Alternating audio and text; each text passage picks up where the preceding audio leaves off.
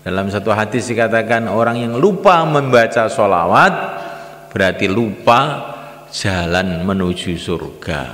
Nah, jalan menuju surga itu adalah ikut Rasulullah, dan di antara cara mengingati Rasulullah dalam baca selawat. Lah kalau lupa baca selawat, lupa jalan ke surga.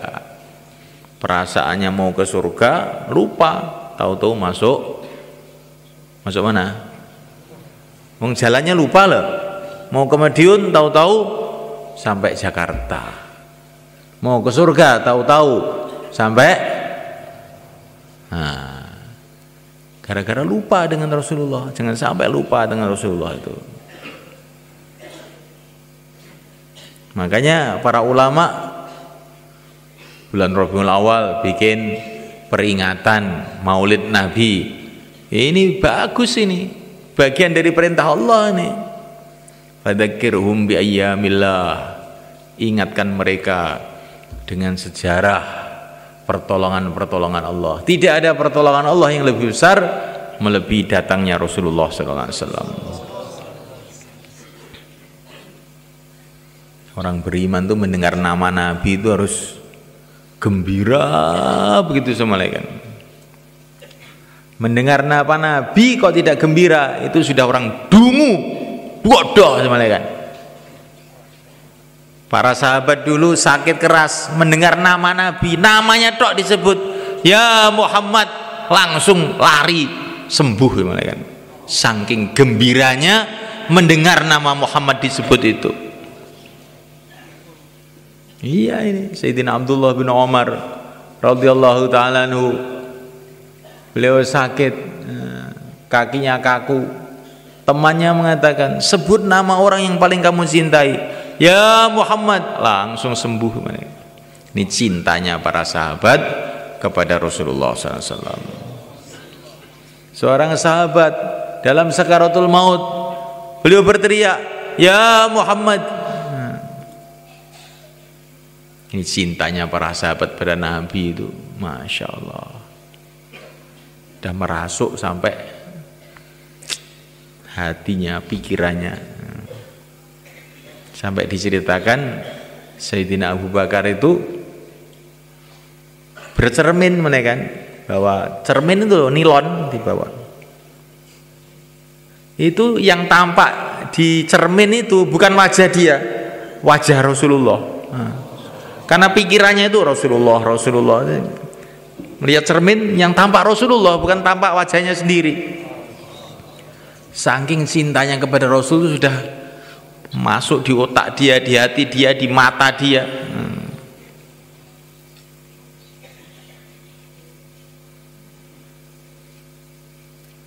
Nah, ini semula kan kita renungi. Karena orang itu derajatnya naik di sisi Allah. Pertama karena imannya, kedua karena amalnya, tapi ada lagi yang ketiga ini, karena kecintaannya kepada Rasulullah.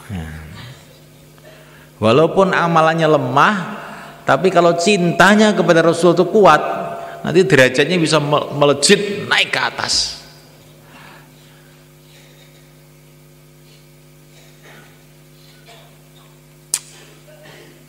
Semoga termasuk kita semua.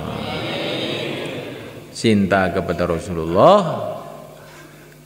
akhirnya cinta kepada sunnah-sunnahnya, cinta kepada perjuangannya, cinta kepada umatnya, cinta dengan segala sesuatu yang berhubungan dengan Rasulullah, termasuk cinta kepada ilmunya Rasulullah. Akhirnya senang taklim, senang ngaji.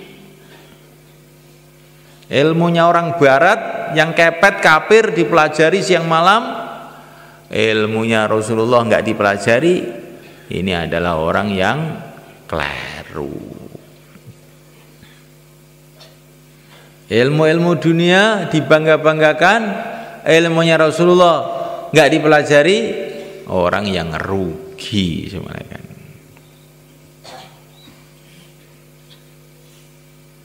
Ilmu dari sekolahan dipelajari, ilmu dari Sidratul Muntaha di atas langit ketujuh tidak dipelajari, betul-betul rugi.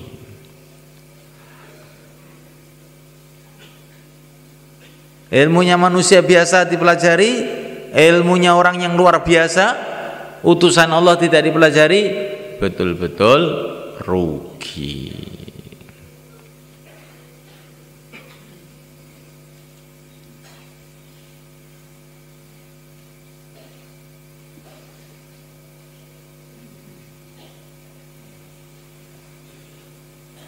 Assalamualaikum. Coba kepalanya diangkat biar nggak rugi kamu.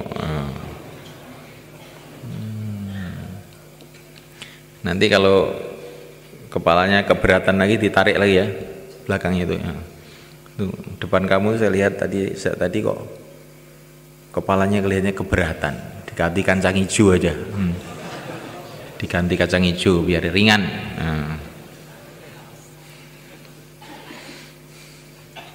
Mau diganti kacang hijau? Tidak mau. Diangkat. Saya ini kalau bayan ada orang ngantuk itu langsung hilang konsentrasinya. Karena kata para ulama itu, kalau orang itu berbicara dengan orang yang tidur, itu sebetulnya dia ini gimana? Orang tidur kok diajak bicara itu, coba yang salah itu yang bicara apa yang tidur? Yang salah itu yang bicara apa yang tidur? Coba ada orang tidur kamu ajak bicara, mana yang salah?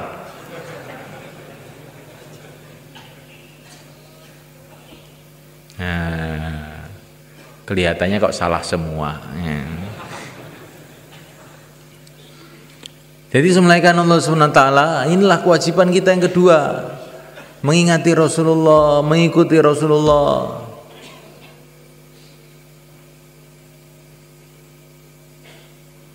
Siapa yang mau dipimpin oleh Rasulullah, beruntunglah dia dunia akhirat.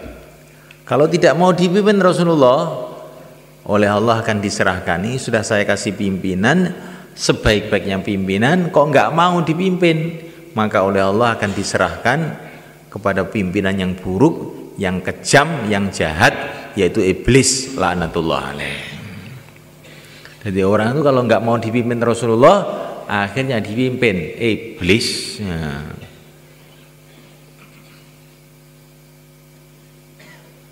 Maka semulaikan Allah SWT,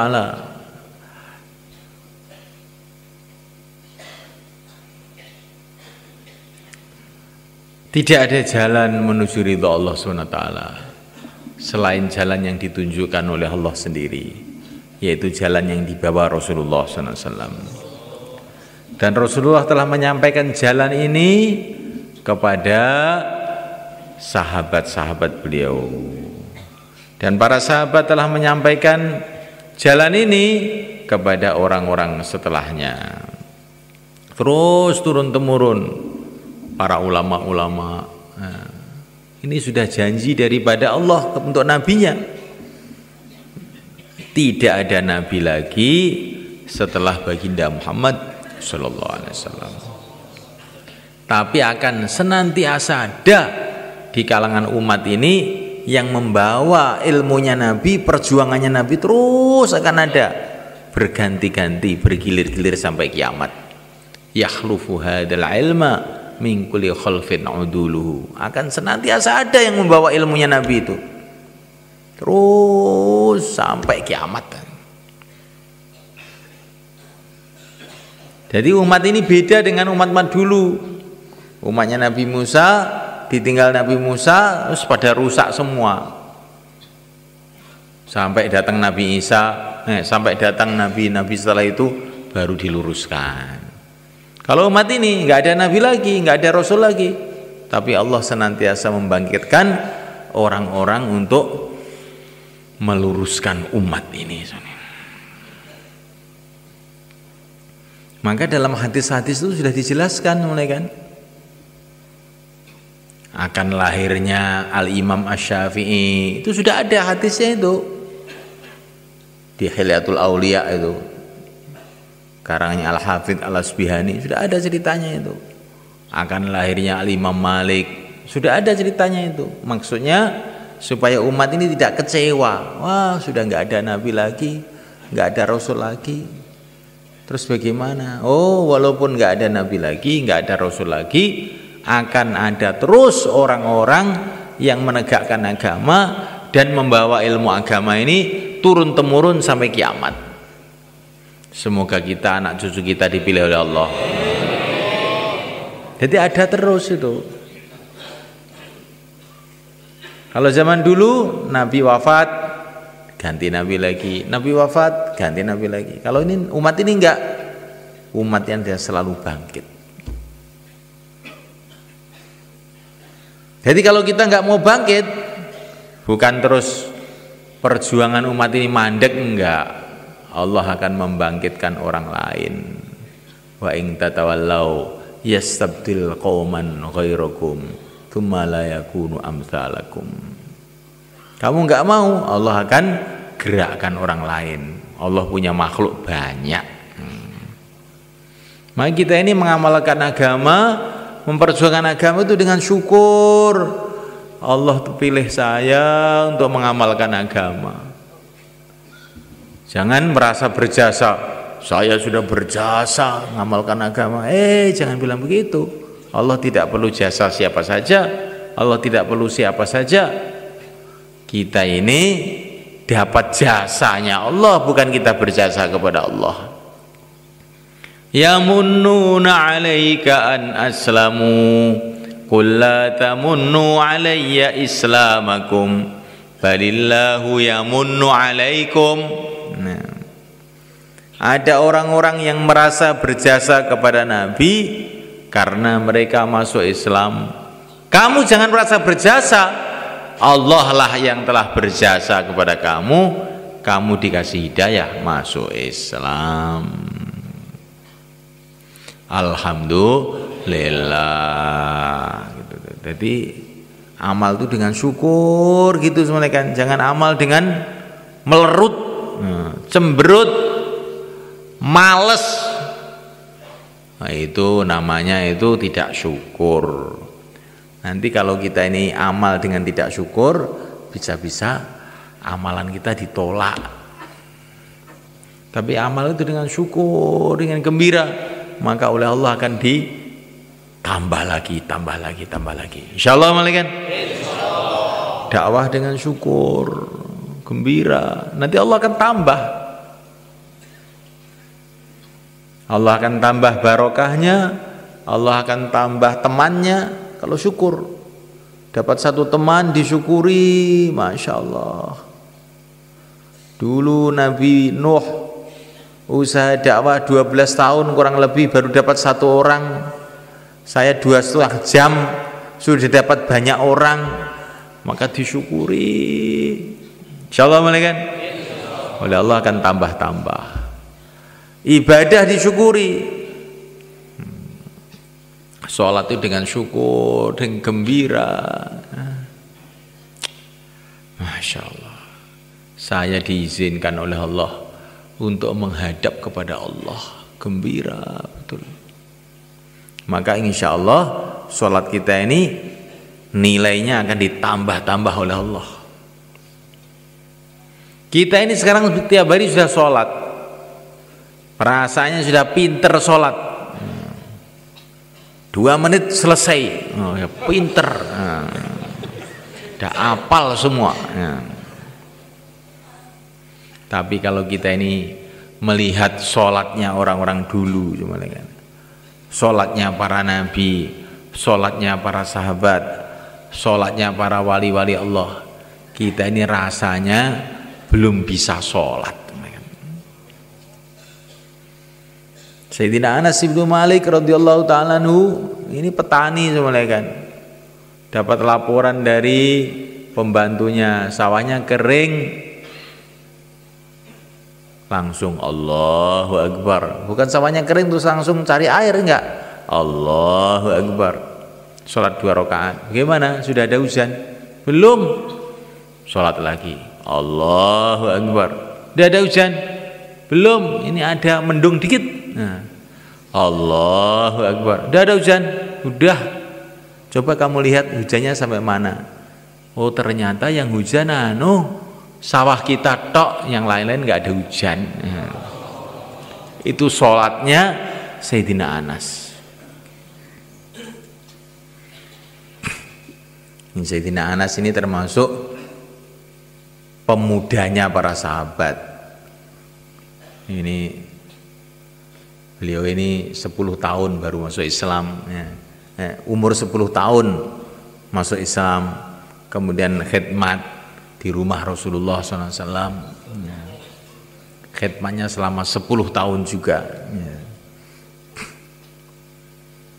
Jadi zaman Rasulullah masih hidup, Sayyidina Anas ini dianggap masih anak kecil, tapi salatnya kayak begitu itu. Bagaimana salatnya Sayyidina Abu Bakar, salatnya Sayyidina Umar, salatnya Sayyidina Utsman, nggak bisa di. Pokoknya kesimpulannya kita ini belum bisa sholat, ngerti gitu.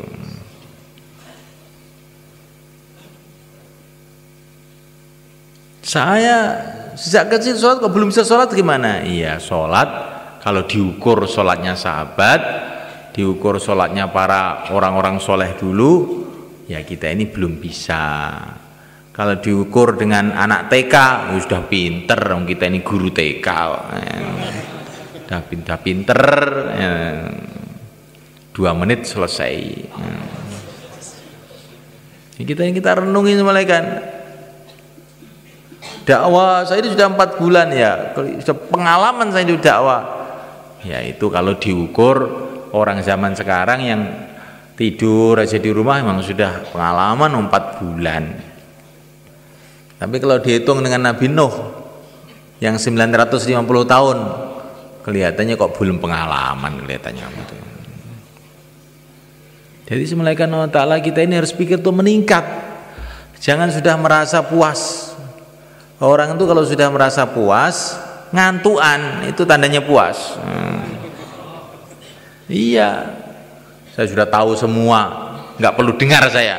Nah ini, sedangkan yang mulia Nabi Agung Sallallahu Alaihi Wasallam senantiasa berdoa, Robbi zidni ilma, ya Allah tambahilah aku ilmu, tambahilah aku ilmu. Rasulullah yang pengalaman sudah melebihi para nabi, melebihi para rasul, melebihi para malaikat, masih merasa kurang.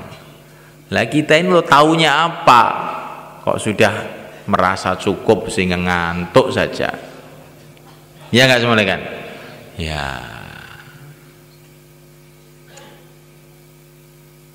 Nah, malaikat Allah Ta'ala, para nabi, para rasul, orang-orang yang mulia, para sahabat, pengikut mereka, orang-orang yang mulia, itu merasa amalannya itu masih kurang.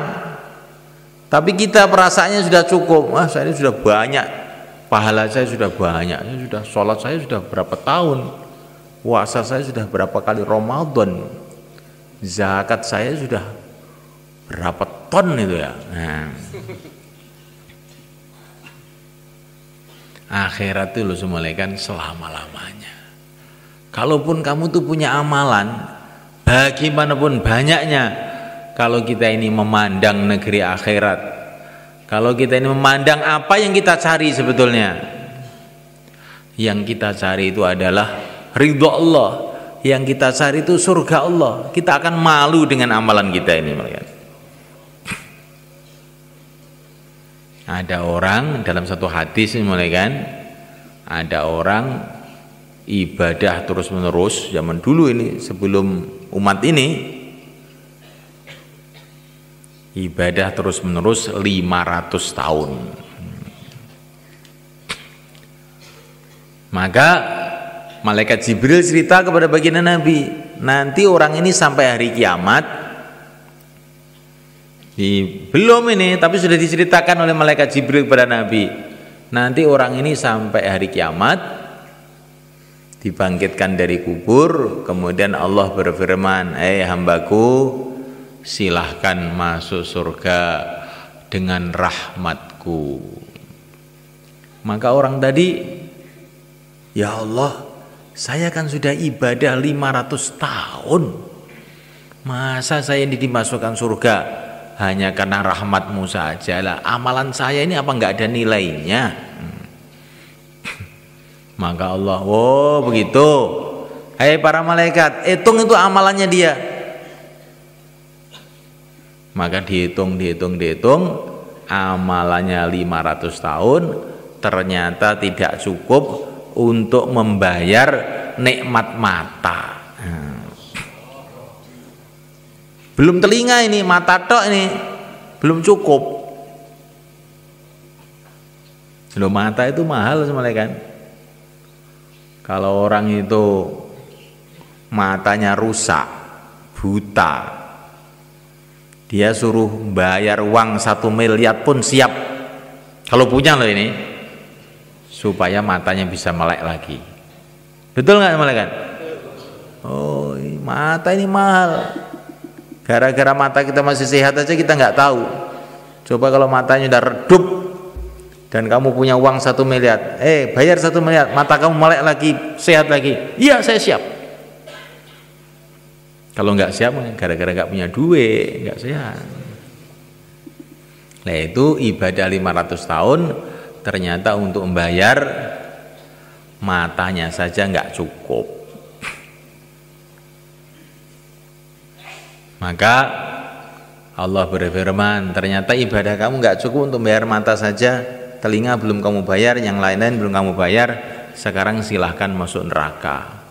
Maka dia berteriak, ya Allah,